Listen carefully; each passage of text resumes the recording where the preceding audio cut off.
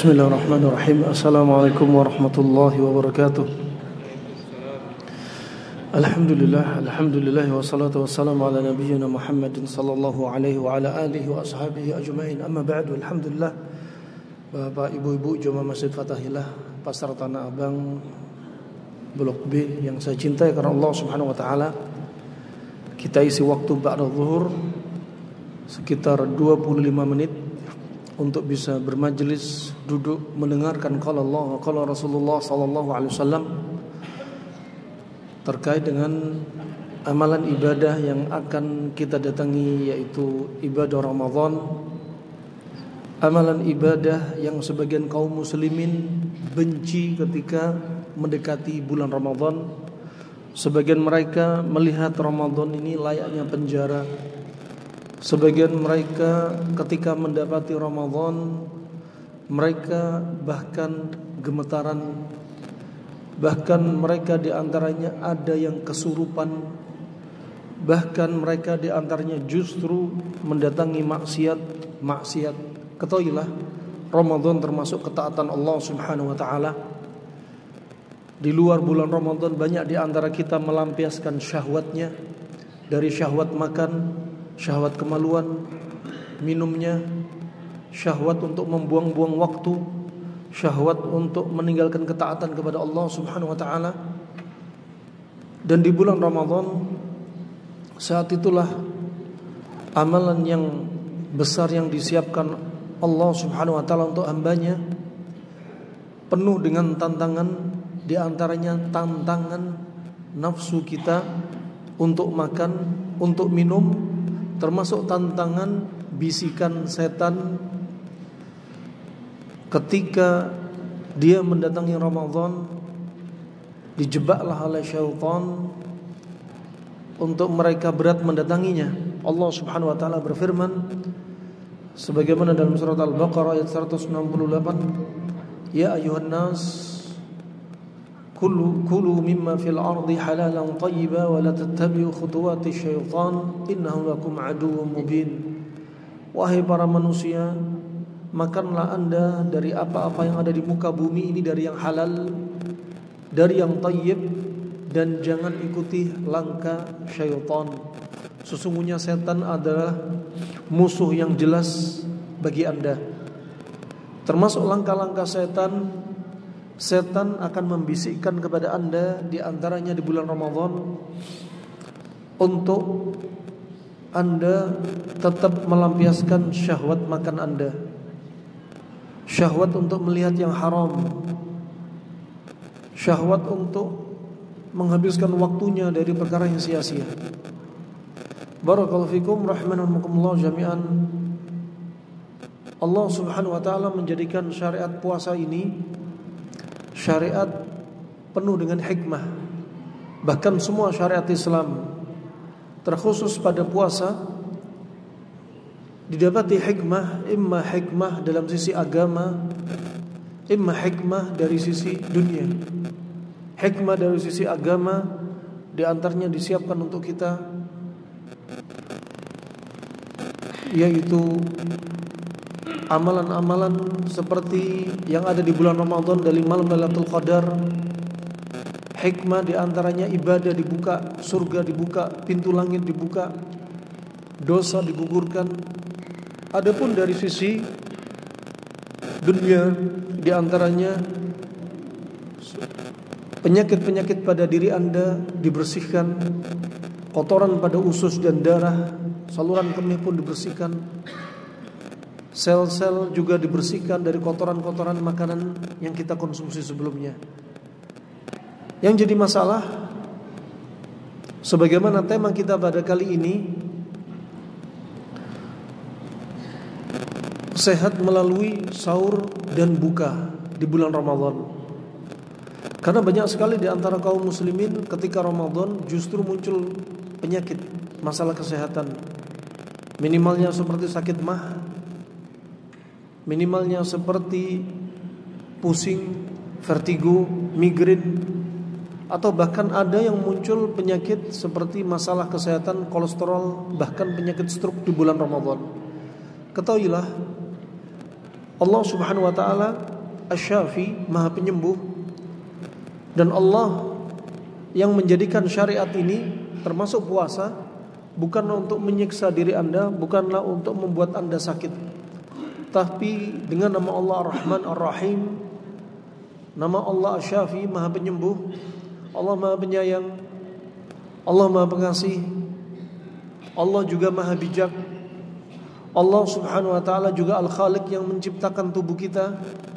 Allah yang menjadikan syariat untuk kita. Tubuh kita dan syariat ini tidaklah bertentangan. Justru Allah jadikan syariat ini yang terbaik untuk tubuh kita, termasuk puasa. Kalau banyak muncul penyakit, sekali lagi jangan salahkan Ramadan, jangan salahkan puasanya, jangan salahkan syariat, jangan salahkan takdir Allah Subhanahu wa taala, tapi salahkan diri kita. Dari sahurnya kita, dari buka puasanya kita, lifestyle kita di bulan Ramadan, aktivitas kita di bulan Ramadan, ini yang perlu kita koreksi. Pembahasan kita kali ini khusus untuk mentadabburi sahur yang terbaik dan buka puasa yang terbaik, agar Ramadan Anda ya sebagai obat bagi Anda, obat hati juga obat fisik, juga obat psikis, dan Ramadan Anda menjadi lebih berkah dan Anda masih bisa menjalankan aktivitas ibadah dan dunia. Yang pertama, rahimakumullah, kita lihat bagaimana sahurnya Nabi, kapan waktu sahur yang terbaik, apa menu sahurnya Nabi, dan ketika tidak ada makanan apapun, apa yang Nabi konsumsi. Sebagaimana kalau kita perhatikan, Allah jadikan pada diri Rasulullah uswatun hasanah. Laqad kana lakum fi Rasulillahi uswatun hasanah liman kana yarjullaha wal yawmal akhir. Lihat pada diri Rasulullah, imma urusan agama atau urusan dunianya. Anda lihat uswahnya Nabi terkait sahur. Selama ini mungkin ada di antara Anda untuk kuat puasa, Anda berpikir harus banyak makan sahur. Ini mindset yang salah. Untuk kuat puasa bukan banyak makan sahur, tapi sahur yang cukup. Ini harus dibenarkan. Di antaranya Nabi sudah bersabda dari hadis Al-Mikdam min Ma'di Karib riwayat At-Tirmidzi, kata beliau sallallahu alaihi wasallam, bihasbi ibni Adam ukulatin hatta yuqimna sulbah. Cukuplah anak Adam makan beberapa suap sampai tulang punggung tegak. Ini yang harus kita yakini. Jadi untuk kuat puasa bukan banyak makan sahur, tapi sahur yang cukup walau beberapa suap sampai tulang punggung tegak. Fa ini kata Ibnu Qayyim kebutuhan makan primer manusia termasuk ketika Ramadan. Kalau memang enggak cukup beberapa suap, lanjutan hadis ini, fa in kana la mahala fa thuluthun li ta'ami wa thuluthun li syarabi wa thuluthun li nafasi. Kalau memang enggak cukup, maka sepertiga untuk makanan, sepertiga minuman, sepertiga nafas. Kata Ibnu Qayyim, inilah kebutuhan makan sekunder kita walaupun kita puasa. Ini rahimakumullah jami'an. Dan Nabi SAW sahur, bahkan itu perintah Nabi. Kata beliau SAW, tasahharu fa inna fis sahuri barakah. Sahurlah kalian karena pada sahur itu ada padanya keberkahan. Berkah dari sisi apa? Menjalankan sunnah, berkah dari sisi mendapatkan pahala, berkah dari sisi juga menyelisih ahlul kitab. Karena orang Yahudi dan Nasrani kalau puasa gak ada syariat sahur. Berkah juga dari sisi sehat. Sampai disebutkan riwayat Imam Ahmad, kalau Anda gak mendapatkan apapun dari menu sahur, disebutkan walau dengan air. Walau dengan air. Tujuannya apa? Pertama, keberkahan dengan sahur. Kedua, menyelisih ahlul kitab. Dan hukum asalnya sahur yang terbaik menggunakan kurma, bukan air. Tapi kalau sudah tidak mendapatkan apa-apa, semisal Anda sedang di jalan berkendara, tidak ada makanan kecuali air di mobil, maka Anda sahur. Untuk apa? Menyelisih ahlul kitab yang puasanya gak pakai sahur. walau dengan air. Fa asal yang terbaik adalah kurma. Menu terbaiknya yang sering dikonsumsi Nabi SAW ketika sahur. Nabi SAW bersabda, ni'ma suhurul mu'min at-tamr. Riwayat Abi Daud dari Anas bin Malik. Sebaik-baik menunya orang puasa ketika sahur adalah dengan menggunakan kurma. Nah, selama ini mindset kita kalau sahur nggak pakai nasi, belum nendang katanya. Coba Anda ketika di bulan Sya'ban ini latih diri Anda seperti puasa Senin besok misalnya, Anda sahur dengan kurma. Dan Nabi SAW disebutkan Aisyah radhiyallahu anha, aku tidak pernah melihat Nabi SAW puasa yang hampir sebulan penuh seperti bulan Ramadan kecuali di bulan Sya'ban. Latih diri Anda untuk banyak puasa di bulan Sya'ban. Mulai dengan sahurnya dengan sahur kurma. Cukupkan diri Anda dengan kurma. Kemudian hikmah di balik itu, kenapa dipilih kurma? Disebutkan oleh para ulama di masa silam, termasuk Syekh Ibnu Utsaimin, ya, ulama muasir. Kenapa kurma? Ternyata kurma adalah menu yang terbaik ketika perut kosong. Ketika Anda bangun tidur, justru tidak dianjurin minum air. Ketika Anda bangun tidur, justru pilih menu yang manis. Ima manis dengan kurma, ima manis dengan rendaman kurma, atau dengan madu, atau madu dengan air. Ini yang terbaik ketika perut kosong, karena dia paling bagus untuk liver, limpa, lambung. Anda tadaburi pula ketika Nabi buka puasa, kebiasaannya bukan minum air, tapi kurma rutab. Kalau nggak ada baru kurma kering. Kalau nggak ada baru air seperti sahur. Kalau nggak ada baru air. Kenapa? Karena air gampang didapat. Kedua, cari apapun untuk menyelisih ahlul kitab yang mereka nggak pakai sahur, yang bukanya diakhirkan sampai bintang muncul. Sedangkan Nabi SAW ketika buka puasa menganjurkan untuk menyegerakan buka. Ini rahmatullahi wa rahmakumullah jami'an. Begitu pula ketika bayi baru lahir, bukan dikasih air susu ibu, bukan air putih, tetapi ditahnik dengan kurma. Ini rahasianya. Maka ketika bangun tidur, bukanlah minum air sebagaimana yang diviralkan di medsos.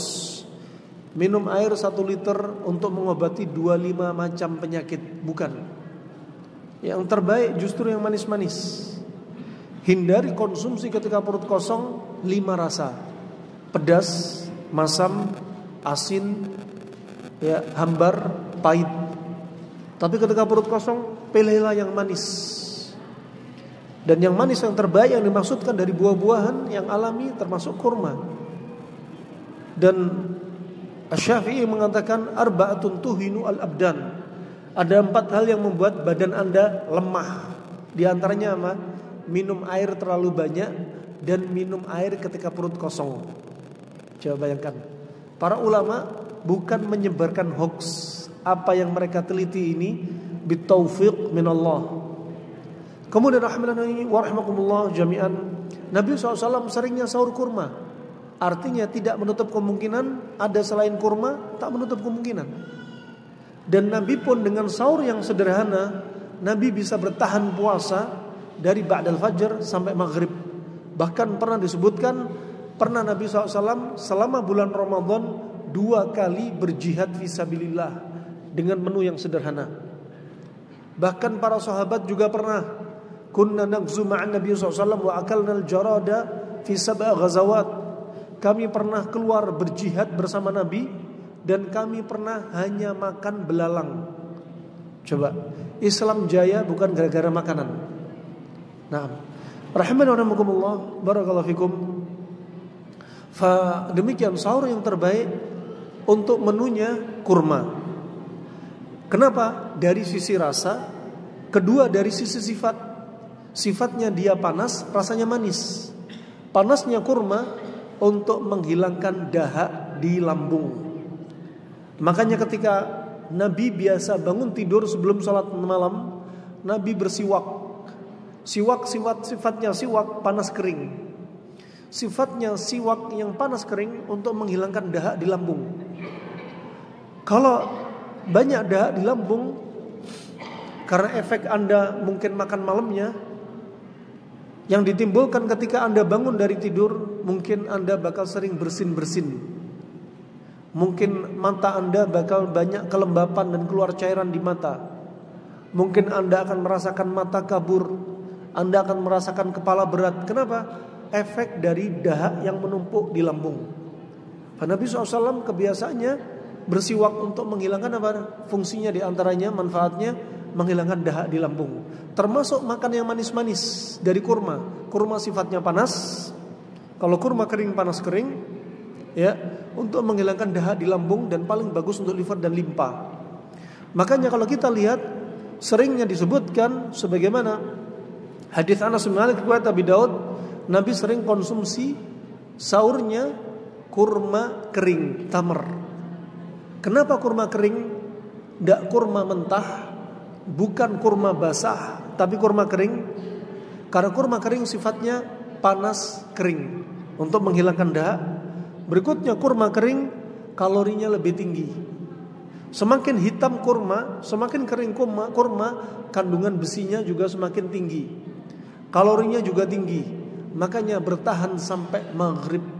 Makanya ketika sahur jangan pakai kurma rutop, jangan pakai kurma busur, kurma yang warna kuning atau merah marun, tapi kurma kering.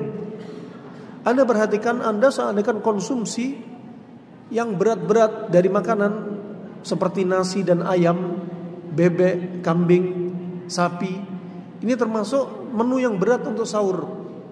Padahal setelah sholat fajar sampai maghrib, tubuh Anda sedang mencuci racun. Ketika tubuh mencuci racun, jantung sudah lelah untuk mensupport darah ke ginjal, untuk memfilterisasi ginjal, ya, dari racun. Ya, lelah mensupport liver untuk memetabolisme, lelah mensupport ke usus untuk absorpsi, lelah mensupport ke organ-organ tubuh. Ketika organ kita bakal lelah setelah fajar untuk proses membersihkan racun, maka konsepnya jangan ketika sahurnya menu yang berat. Organ sudah lelah, dikasih PR sahur Anda berat. Lelah tambah lelah, lelah 2 kali, 3 kali, 4 kali, akan mempercepat penuaan organ dan Anda bakal lelah. Setelah sholat fajar, apa yang akan Anda rasakan? Tubuh Anda bakal lelah, organ lelah, dan mata Anda berat, mungkin timbul rasa kantuk. Lain halnya dengan sahur yang ringan. Sahur kurma ringan, gampang dicerna. Dia sekaligus ringan untuk pencernaan, untuk organ yang lainnya, sekaligus dia juga membantu proses detox. Bayangkan. Contoh Nabi SAW bukan hanya urusan agama, tapi urusan dunia. Nah, bukan berarti sahur pakai nasi, sahur pakai ayam, bukan berarti makruh atau haram, halal, boleh. Tapi kalau Anda mencontoh the bestnya, contoh kebiasaan Nabi SAW. Selepas Anda makan kurma, misalkan, atau kalau Anda pengen sahur nasi, tergantung pilihan Anda, jangan Anda biasakan langsung minum. Biarkan apa yang Anda konsumsi dihancurkan di lambung. Ketika mendekati azan, Anda baru minum. Berikutnya, jangan setelah Anda sahur Anda tidur lagi. Ini kesalahan. Setelah Anda sahur masih ada waktu, Anda bisa banyak istighfar. Ya, sebagaimana disebutkan Allah Subhanahu wa taala, ya, wa fil ashari hum yastaghfirun. Dan di waktu sahur mereka banyak istighfar. Anda setelah makan sahur banyak istighfar, baca Al-Quran, zikir sampai adzan berkumandang. Sebelum adzan Anda gunakan waktu untuk minum. Sehingga apa? Anda tidak selepas makan langsung minum. Kenapa? Kalau Anda selepas makan langsung minum, berarti makanan itu belum hancur, maka makanan akan berjubel di mulut lambung. Saat itu akan potensi terjadi masalah seperti begah, atau disebutkan Ibnu Qayyim al-qulanj, kolik abdomen, nyeri perut yang hebat. Bermula dari apa? kebiasaan sambil makan, sambil minum. Makanya ketika ada orang sahur mengeluh perutnya begah, ya ada yang kena GERD, ada yang sakit mah, ya ada yang vertigo, migrain. Kenapa? Karena kebiasaan salah makan, tata caranya atau mengkombinasinya yang salah, ya atau antara makan dan minum yang salah dan seterusnya. Ini rahman dan rahimakumullah jami'an. Jadi ketika Anda sakit di bulan Ramadan, jangan salahkan puasanya, tapi salahkan kebiasaan kita. Kemudian barakallahu fikum, kapan waktu sahur yang terbaik? Waktu sahur yang terbaik adalah sekitar sebagaimana disebutkan Anas bin Malik, sekitar 15 menit sebelum azan. Kalau disebutkan hadisnya, yaitu sekitar 50 ayat seseorang membaca Al-Quran. Ayat itu tidak terlalu panjang, ayat itu tidak terlalu pendek, membacanya tidak terlalu cepat, tidak terlalu lambat. Ya, dikonversi ke waktu kita berkisar 15 atau 20 menit. Nah, itu waktu sahur yang terbaik. Tidak seperti yang dilakukan sebagian saudara kita, 15 menit sebelum sahur di masjid sudah diumumkan imsak. Ini kesalahan besar. Padahal itu waktu yang terbaik untuk sahur, bukan menahan diri. Hakikatnya waktu imsak adalah ketika dia mendengar suara azan. Itu hakikatnya imsak. Fa ini rahimani wa rahimakumullah jami'an, ya. Fa berikutnya kita beralih sisa waktu dari 7 menit ini, kita beralih bagaimana buka puasa yang terbaik. Buka puasa yang terbaik kalau dilihat, ya, untuk sahur, ini sahur termasuk sunnah muakkadah. Sunnah itu ditekankan dan hampir wajib. Kalau ada orang yang sengaja meninggalkan sahur, disebutkan sebagian para ulama, dia sudah dikatakan menyelisih sunnah. Sahur ini terkait dengan akidah. Nabi sudah berwasiat, inna fasla ma baina siyamina wa siyami ahlil kitab aklatus sahur. Sesungguhnya pembeda antara puasanya kita dan puasanya ahlul kitab makan sahur. Kenapa? Ahlul kitab gak pakai makan sahur. Anda makan sahur dapat pahala, menegakkan sunnah, dapat berkah, menyelisih ahlul kitab, tenaga juga lebih kuat. Kemudian buka puasa juga demikian. Ahlul kitab dan orang-orang Syiah, mereka sering mengakhirkan waktu buka. Kapan waktu bukanya? Ketika bintang bermunculan. Kapan itu? Menjelang waktu Isya. Mereka mengakhirkan waktu buka. Padahal Nabi SAW bersabda, la yazalu ummati bi khairin ma'ajjalu al-fitr. Senantiasa umatku akan berada dalam kebaikan selama dia menyegerakan buka puasa. Kenapa dalam kebaikan? Kebaikan pertama menjalankan sunnah, menyegerakan buka. Kebaikan kedua, kenapa? Menyelisih ahlul kitab sehingga akidah mereka kuat. Kebaikan yang ketiga dari sisi sehat, sahurnya diakhirkan, bukanya disegerakan, sehingga apa? Jarak antara sahur dan buka gak terpaut waktu yang terlalu panjang. Ini hikmah. Disebutkan oleh seorang dokter dari Mesir, seandainya kita sahur terlalu lama, waktu puasanya terlalu lama, antara sahur dan buka jaraknya terlalu panjang, maka tubuh akan mengambil kalori dari protein yang ada di otot kita, sehingga akan menyebabkan otot kita kendor, mengecil dan lemas. Subhanallah. Bagaimana dengan negeri yang di kutub, yang puasanya sampai 16 jam, mungkin 20 jam? Beda, kondisi mereka dingin, gak banyak kalori terbakar. Tapi kalau Anda di tempat-tempat yang panas, jarak antara sahur dan bukanya pendek. Makanya sahurnya diakhirkan, bukanya disegerakan. Seandainya kata dia, dokter Mesir ini, kalau kita puasa di negeri Arab, di Mesir, di Arab Saudi dan sekitarnya, seandainya puasa kita sampai 16 jam, maka kalori tubuh akan diambil dari protein yang ada di otot. Saat itu bakal melemaskan otot, sehingga kaum muslimin jadi kendor dan lemas. Fa ini rahmanullah jami'an. Berikutnya, setelah tahu waktu buka puasa, kita lihat apa menu buka puasa Nabi. Diriwayatkan oleh para sahabiyah dan sahabat diriwayatkan oleh orang yang ada di dalam rumah Nabi dan orang yang ada di luar Nabi bersama Nabi SAW. Di antaranya yang ada di rumahnya Nabi, Aisyah menyaksikan sahurnya atau buka puasanya Nabi. Yang ada di luar rumahnya Nabi, para sahabat di antaranya Anas bin Malik dan Ibnu Abbas mengatakan, kana Nabi SAW yuftiru biratabat. Adalah kebiasaan Nabi SAW berbuka puasa dengan kurma basah. Ingat, sahurnya kurma kering, bukannya kurma basah. Coba, ini ada rahasia. Kenapa sahur nggak pakai kurma basah? Karena kurma kering kalorinya lebih tinggi. Anda sahur nasi sebenarnya hanya kelihatan banyak, tapi kalorinya rendah. Anda sahur kurma nampaknya sedikit di hadapan mata, tapi kalorinya tinggi. 1 centong nasi, 100 gram nasi, kalorinya 130. Tapi 100 gram kurma, isinya sekitar 6-7 biji kurma, kalorinya 380. Berarti tinggian kalorinya kurma. Kita yang tertipu dengan banyak-banyakan di hadapan mata, tapi kita nggak tahu kandungan kurma. Kurma menu sahur terbaik, menu buka terbaik. Bahkan kata Ibnu Qayyim rahimahullah ta'ala, kurma termasuk nutrisi terbaik untuk roh Anda. Ya, roh Anda akan semakin baik ketika Anda konsumsi kurma. Kemudian kita lihat buka puasa, Nabi seringnya konsumsi kurma rutop. Kenapa nggak kurma kering?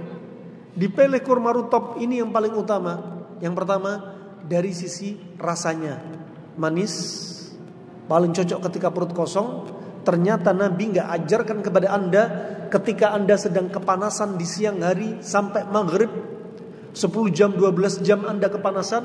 Ternyata nggak diajarkan Nabi, yang Nabi tinggal di daerah yang lebih panas daripada kita, nggak diajarin minum ketika buka puasa. Tapi apa? Kurma rutop. Pertama, kurma ini rasanya manis, cocok untuk liver dan limpa.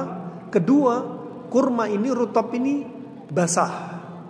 Makanya diajarkan doa buka puasa, dhahabat dhama'u wabtalatil uruq wa thabatal ajru insyaallah. Hilanglah rasa dahaga. Dengan apa? Kurma basah. Nah, ini rahmani wa rahmakumullah jami'an. Setelah Anda makan kurma rutop, disebutkan dalam lafaz hadis ini, qabla ayyusalliya, makan kurma rutop sebelum sholat. Di sini sunnah yang dilupakan kaum muslimin. Kata Syekh Ibnu Utsaimin, ada faedah latifah, daqiqah, sirriyah. Ada rahasia di balik hadis ini yang lembut, yang kaum muslimin banyak enggak tahu, yaitu apa? Setelah makan kurma langsung sholat. Bukan makan kurma, makan pisang goreng, minum es doger, minum sirup, makan nasi. Bukan. Habis makan kurma rutop langsung sholat. Makanya jangan biasakan antara adzan dan iqamah di bulan Ramadan tenggang waktunya sampai 15 menit. Bukan. Jangan beralasan kaum muslimin sedang makan, jangan lama-lama makannya. Hanya makan kurma, cepat berangkat ke masjid. Kalau di sini di masjid diadakan buka puasa bersama, gak usah banyak menu.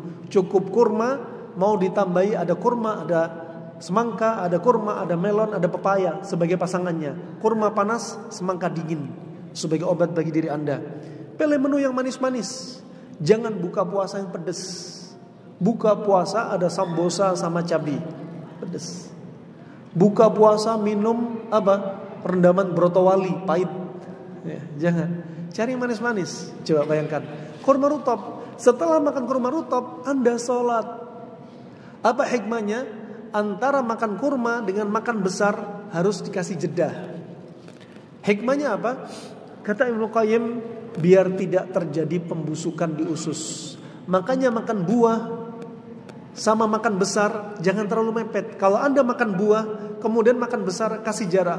Buah dicerna 10 menit 15 menit. Berarti setelah makan buah 10 menit 15 menit baru makan besar.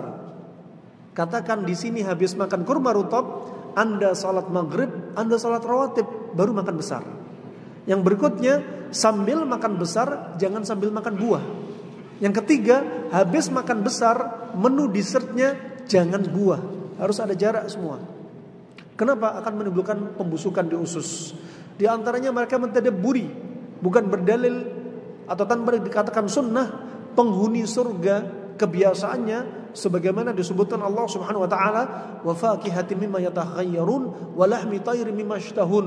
Penghuni surga mereka itu makan buah-buah yang mereka pilih. Kemudian ada huruf wawu. Huruf wawu dalam bahasa Arab memberikan makna muhlah, ada jarak. Kemudian mereka makan daging burung yang mereka inginkan. Antara buah dan daging di sini ada jarak. Anda makan kurma dan makan besar ada jarak. Jaraknya apa? Salat maghrib dan salat rawatib. Ya subhanallah. Kenapa ada orang habis buka puasa perutnya kembung, habis buka puasa sendawa terus, habis buka puasa demam, habis buka puasa sering kentut permisi, habis buka puasa tarawih ngantuk. Kenapa? Nih buka puasanya salah.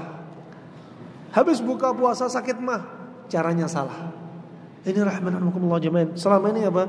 Kita ini diajari medsos terus. Buka puasa yang terbaik ini dan itu. Padahal Allah buka puasa ala Nabi sangat sehat untuk Anda. Kalau nggak ada kurma rutab, baru kurma kering. Pilihan berikutnya. Kalau nggak ada semuanya, baru Anda bisa minum air. Cara minum air diajarkan. Disebutkan dalam hadis apa? Hasawatin min ma. Ini ketika buka puasa.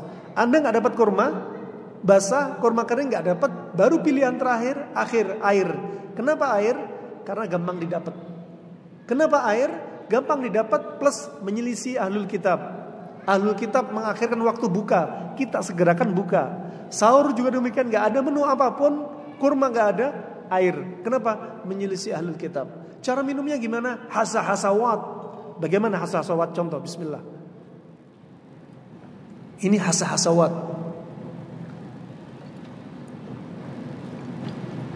Contohnya, kenapa? Jangan Anda buka puasa 750 cc atau 500 cc atau 200 cc langsung diminum, ada esnya lagi. Klek. Salah. Kenapa? Rahasianya ketika kita dari sahur sampai buka itu tubuh kita panas. Ketika panas jangan diturunkan dengan air dalam kecepatan singkat. Apalagi ditambah es. Bakal terjadi ribun fenomena balas dendam. Kelenjar di atas hipotalamus yang mengatur suhu panas Anda bakal menghasilkan panas 2 kali 3 kali lipat setelah Anda minum air dingin. Sama, selepas olahraga jangan langsung minum langsung. Selepas olahraga jangan langsung mandi. Selepas hubungan suami istri permisi jangan langsung minum. Selepas hubungan suami istri jangan langsung mandi janabah. Kenapa? Tubuh lagi panas-panasnya. Ini nasihat para ulama. Sangat masuk akal. Dokter belum sampai kepikir ke sana, para ulama dengan taufik dari Allah, subhanallah, sangat cerdas sekali melalui taufik dari Allah Subhanahu wa taala. Ini rahmanya rahimakumullah jami'an. Jadi kalau Anda habis makan kurma, kalau pengen minum dikit saja. Biarkan dihancurkan di lambung. Anda kemudian langsung sholat maghrib, sholat rawatib, baru makan besar. Makan besar setelah maghrib berikutnya sama. Jangan jadikan menu makan maghrib Anda menu balas dendam. Terlalu banyak, semua dimasukkan, diblend di dalam perut. Nabi bersabda, "Syiraru ummatil ladina ghadaw bin na'imil ladina ya'kuluna alwana ta'am." Umatku yang buruk, mereka itu kalau makan warna-warni makanan terlalu banyak. Semua dimasukin, ayam, bebek, kambing, telur, ikan asin, ikan segar, semua dimasukin. Ini termasuk syiraru ummati, umatku yang buruk. Kenapa? Mencelakakan diri pada penyakit gara-gara makanan. Nabi juga bersabda, al-mu'min yakul fi ma'il wahidin wal kafir yakul fi sab'ati am'ain. Orang mukmin kalau makan pakai 1 perut. Orang kufar kalau makan pakai 7 perut. Bayangkan. Nah. Juga Allah berfirman, walladzina kafaru yatamatta'una wa ya'kuluna kama ta'kulul anwal kama ta'kulul an'am. Dan mereka orang-orang yang kufar, mereka merasakan nikmat Allah, mereka kalau makan seperti binatang ternak. Binatang ternak makan dan dia enggak ibadah. Katakan sapi kalau lihat savana padang rumput hijau, kalau makan perutnya sudah besar, dia ngunyah terus, enggak lihat kondisi perutnya. Padahal Allah berfirman, "Fal yanzuril insanu ila ta'ami." Lihatlah manusia, makanan yang mereka makan, lihat. Ini makanan halal apa haram? Bikin sehat, bikin sakit, pantangan apa bukan? Ya, berlebihan apa enggak? Demikian. Ini rahimankumullah jami'an. Sehingga apa? Setelah Anda buka puasa, berikutnya salat tarawih dalam keadaan Anda sudah fresh. Kalau perut Anda terlalu berat dengan makanan, Anda salat tarawih, Anda bakal banyak nguap, ngantuk, dan pembuluh darah terkonsentrasi di perut pencernaan. Sehingga apa? Jatah pembuluh darah di mata, di otak berkurang, timbullah rasa kantuk. Sampai dia nggak tahu, ditanya setelah salam salat tarawih rakaat pertama kedua, Mas, Pak, Bu, Mbak, tadi rakaat pertama apa yang dibaca imam? Saya nggak tahu ya. Kenapa? Asupan darah di otak kurang, oksigen kurang, terlalu banyak kelembapan numpuk di otak, sehingga dia nggak konsen, dia nggak hafal. Ya, apalagi ditambahi nggak khusyuk. Nah, sepertinya waktu sudah habis, jam 1:10. Saya nggak ingin menyita waktu Anda. Bagi yang ingin melihat kajian lengkap, bisa di link YouTube kami, namanya Abdurrahman Dhani Official. Anda lihat tentang puasa. Ya, sekali lagi syariat Islam ini begitu indah. Allah menciptakan tubuh kita juga begitu indah. Allah menjadikan syariat puasa karena Allah tahu tubuh kita itu butuh dipuasakan. Dalam satu pekan ada Senin Kemis, tengah-tengah hari dalam sepekan, dan itu dijeda. Senin loncat ke Kemis. Ketika 1 bulan Allah jadikan puasa, karena durasinya 1 bulan, dijadikan puasa di tengah bulan 13, 14, 15. Puasa Ayyamul Bid, dan itu pun berurutan, gak dijeda lagi. Ketika 1 tahun dijadikan puasa Ramadan, bukan sunnah lagi, tapi diwajibkan. Kenapa? Untuk maslahat kita. Kalau kita mungkin 1 tahun gak puasa, tubuh kita bakal numpuk penyakit, numpuk dosa. Karena durasinya 1 tahun, puasanya jadi di tengah, hampir tengah tahun, di 9 Hijriah, kita diwajibkan puasa Ramadan, dan puasanya selama sebulan penuh berurutan bagi yang mereka gak punya udzur. Itu saja yang bisa saya sampaikan. Atau mungkin ada tanya jawab, atau kita cukupkan karena ini hukumnya hukum pasar. Semua pada pengen belanja, pada pengen makan siang, kembali ke tokonya masing-masing. Jadi kita cukupkan sampai di sini saja. Wabillahi taufik wal hidayah. Semoga Allah mudahkan kita untuk mendapatkan Ramadan. Semoga Allah bisa menjadikan kita orang-orang yang bisa memaksimalkan Ramadan terbaik untuk kita, dan semoga Allah istiqomahkan kita di atas al-haq. Allah wafatkan kita dalam keadaan husnul khatimah. Amin ya rabbal alamin. Wabillahi taufik wal hidayah. Subhanakallahumma bihamdik, asyhadu an la ilaha illa anta astaghfiruka wa atubu ilaik. Wassalamualaikum warahmatullahi wabarakatuh.